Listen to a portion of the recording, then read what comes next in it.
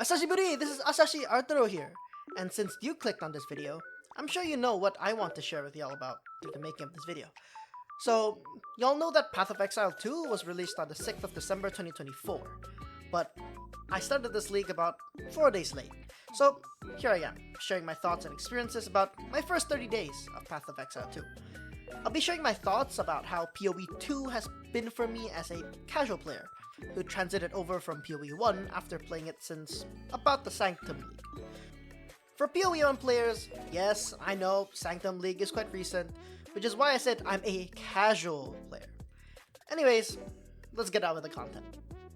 Firstly, I'd like to start out with the stories and the acts. I think the new way that they implemented the loot drop is kinda nice. There's a lot less clutter on the floor in PoE 2 compared to PoE 1, where it was practically necessary to have a loot filter to play the game. But one thing I realized isn't mentioned or emphasized a lot in PoE 2 following the scarcer loot drop rate is the importance of going to the town vendor to update your gear and weapons when you level up or move to a new area. But I think other than that, the game has mechanics and quality life UI improvements to help a lot in guiding new players and helping them settle into their builds and to help them understand the game mechanics better. I think there's still some bugs here and there that still need fixing, like for example the portals in the Ascendancy rooms not being able to teleport you to your hideout if you're not standing directly on the portal hitbox, etc. But it seems like GGG is trying their best to fix whatever is possible, while ensuring the game's balance and releasing balance patches regularly.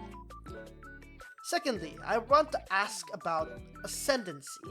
I feel like Ascendancy shouldn't be using a mechanic like Sanctum, aka Trial of the Sekimas, and forcing us onto a mechanic where you need to avoid getting hit, because it seems this Ascendancy mechanic is very unfavorable towards melee or close range builds.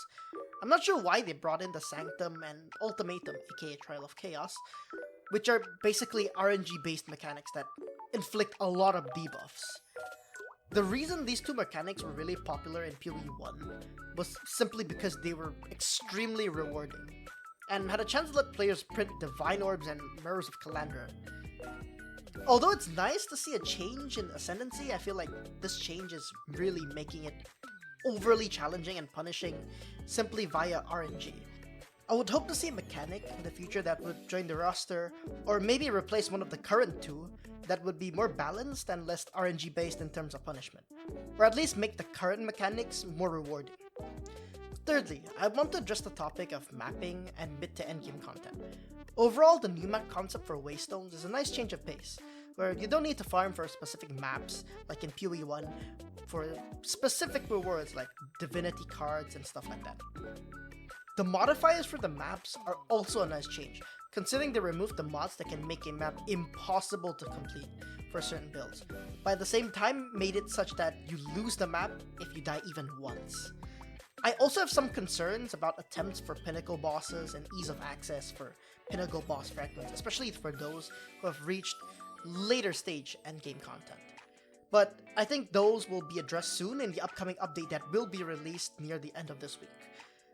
I think it'll be nice to have some more missions and rewards to keep players more motivated to farm the maps and improve player engagement in the endgame, like with PoE 1's challenges and the MTX rewards. But I think those will come in the game in the later future.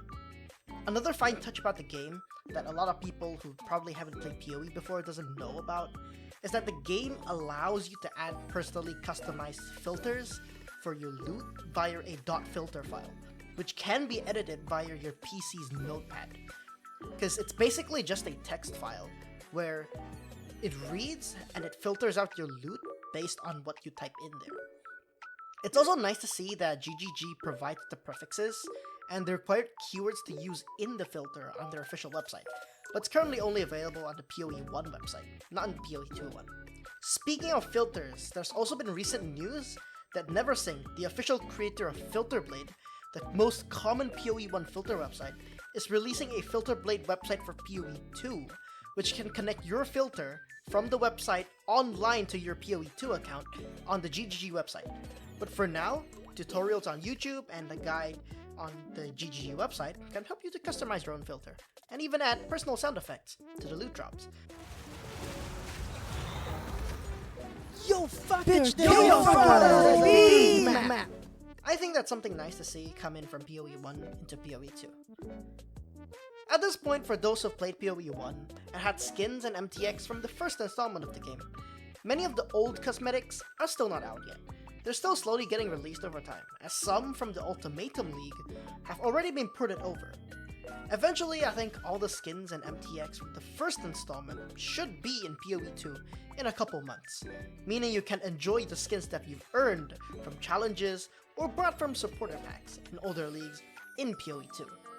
And maybe even grief people in the town with your goblin band if you have it.